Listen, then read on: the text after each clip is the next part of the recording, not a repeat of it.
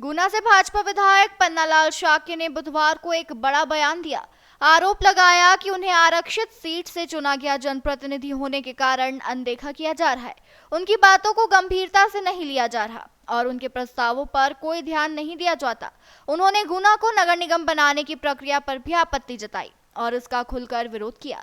विधायक शाक्य ने कहा कि 2013 से 2018 के बीच उनके कार्यकाल के दौरान तत्कालीन मुख्यमंत्री शिवराज सिंह चौहान ने गुना को नगर निगम बनाने की घोषणा की थी।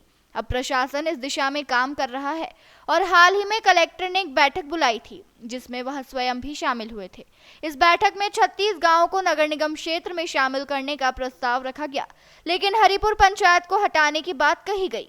उन्होंने सवाल उठाया, हरिपुर पंचायत को क्यों हटाया जा रहा है? वहां FDDI footwear design and development institute है। हम तो चाहते हैं कि उसका विकास हो। अभी तो कई सरकारी भवनों का उपयोग निजी फायदे के लिए हो रहा है।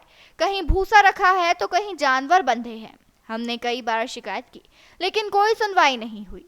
हम जनप्रतिनिधि हैं, फिर भी हमारी कोई सुनता नहीं। विधायक ने कहा कि उन्होंने कई विकास संबंधी प्रस्ताव दिए, जैसे विवेक कॉलोनी से बाईपास तक नदी पर पुल निर्माण, जिससे ट्रैफिक की समस्या का समाधान हो सके। लेकिन चूंकि यह प्रस्ताव उन्होंने दिया है, इसलिए उस पर कोई चर्चा नहीं करना चाहता। उन्होंने कहा कि हम जनता द्वारा चुने गए जनप्रतिनिधि हैं, लेकिन शासन में हमारी बात की कोई स्वीकार्यता नहीं है। वहीं जिनका कोई निर्वाचित या चयनित पद नहीं है, उनकी बातों को प्राथमिकता दी जा रही है। यह बहुत गंभीर स्थिति है।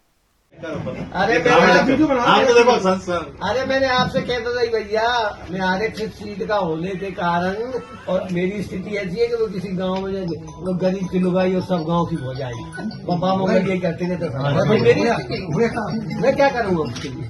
मैं कह ही सकता हूँ कि जनजागरण संदेश के लिए अनस खान की रिपोर्ट।